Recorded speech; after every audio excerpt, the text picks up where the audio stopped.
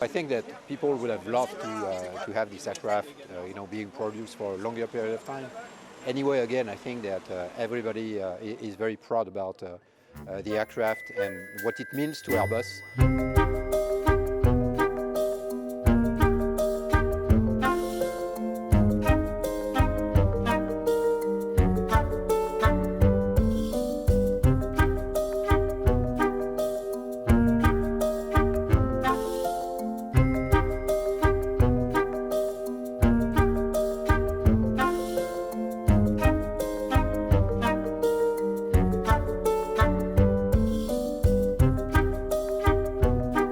Wir haben in der Vergangenheit Krisen gesehen, 9/11, wir hatten den SARS-Virus, das waren kleinere Dellen, die im langfristigen Wachstum fast untergingen.